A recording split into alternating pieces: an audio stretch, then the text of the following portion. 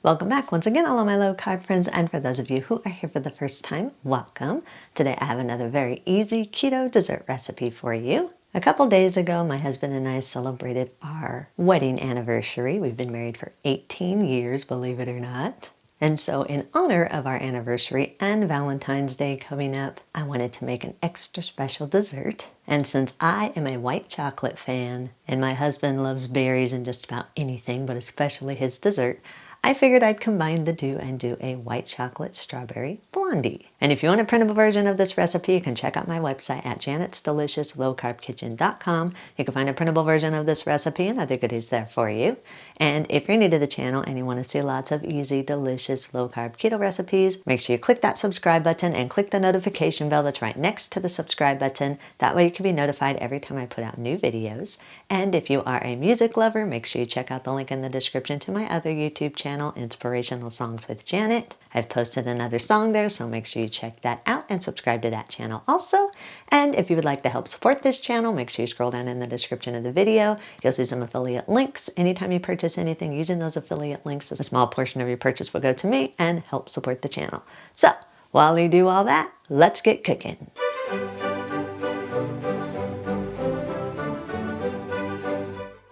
Preheat your oven to 350 degrees. Line an 8 by 8 inch cake pan with some parchment paper and allow the paper to hang over the sides just a little bit so you can easily lift the blondie slab out once it's done baking. In a large mixing bowl, sift together 112 grams or around 1 cup of coconut flour, 50 grams or around a 1/4 cup of the brown sugar substitute of your choice. I'm using brown monk fruit sweetener. 50 grams or around a 1/4 cup of the granulated sugar substitute of choice. I'm using granulated monk fruit sweetener. If you don't want to use half and half, you can use all granulated sugar substitute or all brown sugar substitute. I like the taste of a mix of both. Add 11 grams or around 1 tablespoon of baking powder and a 1/2 teaspoon of salt. If you want to, you can add some dry spices or seasonings to give your blondies a little bit of a different flavor. I'm leaving mine just as they are. Sift all the dry ingredients together until they're fully combined and there are no lumps. Stir in a 1/2 cup of butter that's been melted and cooled, 2 teaspoons of vanilla extract, and 4 large room temperature eggs. Stir the wet and dry ingredients all together until everything is fully combined and a thick, crumbly batter has formed. Now this is a coconut flour batter, so it's going to be more the texture of a dough than a batter. It's going to be really thick and crumbly. Scrape down the sides of the bowl and push all the crumbly batter together to the center of the bowl.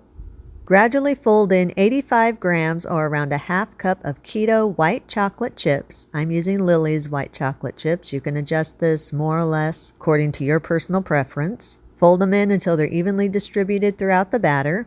Add 142 grams or around a 1/2 cup of chopped strawberries, and again you can also adjust this more or less depending on how many strawberries you want in your blondies. Gently fold in the strawberries until they're fully combined and evenly distributed throughout the batter.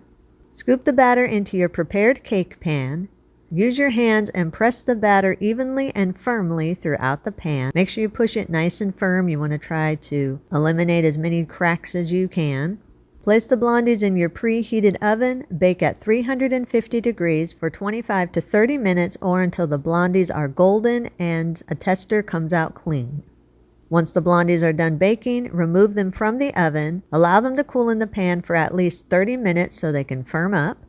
Once the blondies are firm, grasp the overhanging parchment paper and carefully lift the blondie slab out of the cake pan. Transfer the slab to a wire rack and allow it to cool completely before slicing or applying frosting.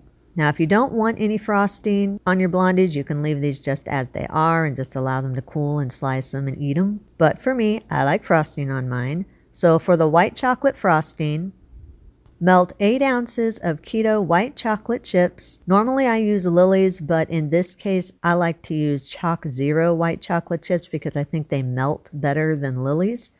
15 grams or around 1 tablespoon of solid coconut oil. Melt the chips and the oil together until they're fully melted and smooth. In a large mixer bowl, beat 1 cup of soft butter on medium speed for about 2 minutes or until it's creamy. Reduce the speed of the mixer to medium-low and gradually add the melted chips to the butter. Allow the melted chips to beat into the butter until they're fully combined. If you need to, you can stop the mixer and scrape down the sides of the bowl. You want to make sure everything gets combined and is in the center of your bowl. Once combined, reduce the speed to low. Add 2 teaspoons of vanilla extract. Then gradually add up to 125 grams or around 1 cup of the powdered sugar substitute of your choice. I'm using powdered monk fruit allulose blend. Once the powdered sugar substitute is completely added, then increase the speed of your mixer to medium and beat on medium for about 2 minutes or until the frosting is fluffy. Once the frosting is made and the blondies are completely cooled, spread your desired amount of the frosting onto your cooled blondies. This does make quite a bit of frosting, so if you want to, you can cut the recipe in half if you don't want a large amount of frosting, or you can just spread your desired amount on the blondies and then store the leftover frosting in your refrigerator for about a week until you want to use it again. Alrighty, here we are with my pretty little white chocolate blondie. Doesn't that look yummy, yummy?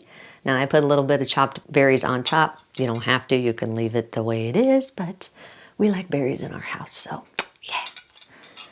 But it looks good, it smells good, and of course if you don't want to use the white chocolate frosting, I've got a bunch of other frostings on my website that you can use. The cream cheese frosting would taste really yummy with this. Cream cheese and strawberries always goes good together. Buttercream frosting, whatever, there's all kinds of different ones there. You can check those out. I'll try to remember to put the link in the description to them. But this looks yummy, and of course I stored it for a couple days in the refrigerator to see how it would do. It still seems nice and moist, doesn't seem like it dried out or anything. It is a tiny bit more crumbly, but no biggie, I don't think. Not enough to destroy it. But it looks good, it smells good, and of course, as we always know, the taste is the most important thing, right?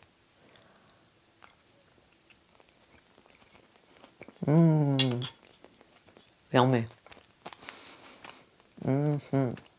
Yummy. That is very tasty. A definite thumbs up for that. I'm a big white chocolate fan, so just about anything with white chocolate is yummy to me, but this is very tasty. White chocolate goes great with strawberries. And if you're not a strawberry fan, you can always experiment with other different berries and other add-ins. I mean, it's all up to you. The wonderful thing about being a home chef is you can be as creative as you want to. But this, the way it is here, is very tasty, very scrumptious. I like it. I love it. I want some more of it. Get in my belly.